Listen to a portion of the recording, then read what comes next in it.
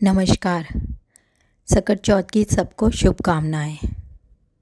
सकट चौथ पे मेरी मम्मी कहानियाँ सुनाती थी, तो उसमें से कुछ याद है मुझे, तो मैंने सोचा आप लोग से भी शेयर करती हूँ। तो ये कहानी इस प्रकार की है कि एक राजा था, खुशहाल राज था, सब कुछ बहुत अच्छा था। और तब उस पुराने समय की बात है, तो वहाँ पर उनके यहाँ कुम्हार जो था एक बड़ा सा आवा में पकाया करता था बर्तन। और उसके बाद 2-3 दिन में वो बर्तन पकते थे। सब ठीक ठाक चल रहा था, पर अचानक बीच में एक बार ऐसा हुआ कि वो बर्तन पके ही नहीं अपने टाइम से। उसने फिर से कोशिश की, फिर आग लगाई, बर्तन इधर उधर रखे, बड़ी कोशिश की, 2-3 बार की, पर कुछ नहीं हुआ।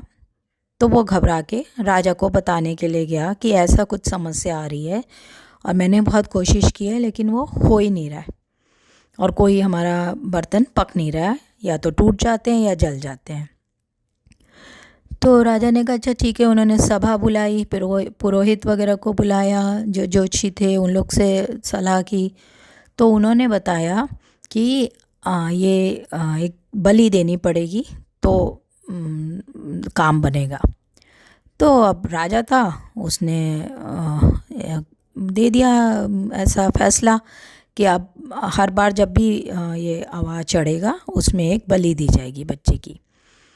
अब हर गांव से एक एक घरों से एक एक बच्चा जब भी चढ़ता था, वो बच्चा एक भेजा जाता था।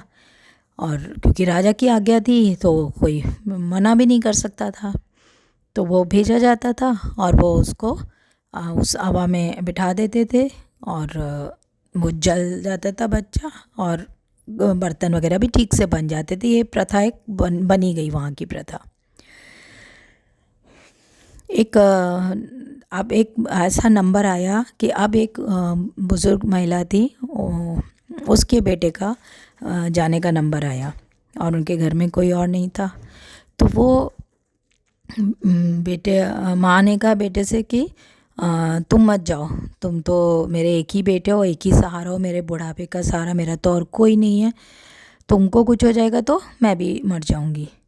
तो बेटे ने कहा अगर मैं नहीं जाऊंगा तो राजा की आज्ञा है, तो राजा वो तुम्हें पकड़ के ले जाएंगे, मुझे ज़बरदस्ती उठा के ले जाएंगे और तुमको भी दंड मिलेगा। तो वो बहुत परेशान रही। तो उस टाइम सकट चौथ का दिन था और वो गणेश जी की बहुत परम भक्त थी।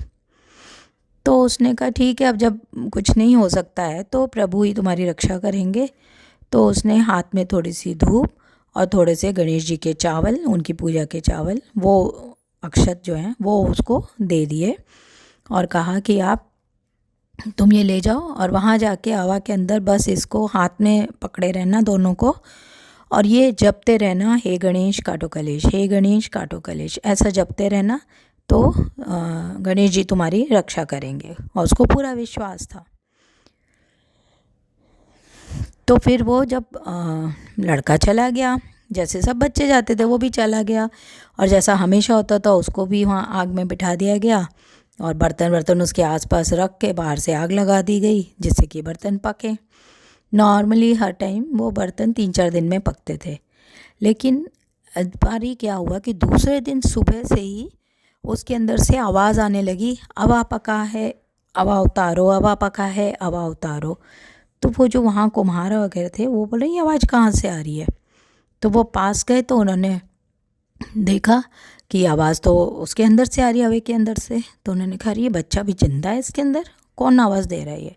तो उन्होंने उसको खोला, जो उसके ऊपर त्रिपाल वगैरह लगाते थे वो सब हटा के उसको खोला तो देखा कि वो बच्चा तो ज़िंदा बैठा हुआ है और अंदर बैठा हुआ है। और जो बर्तन थे वो बहुत एकदम परफेक्ट, जैसे बोलते हैं, बिल्कुल अच्छे से रंग के, और कोई टूटा नहीं, कोई ख़राब नहीं हुआ, कोई जला नहीं, ऐसे बने हैं।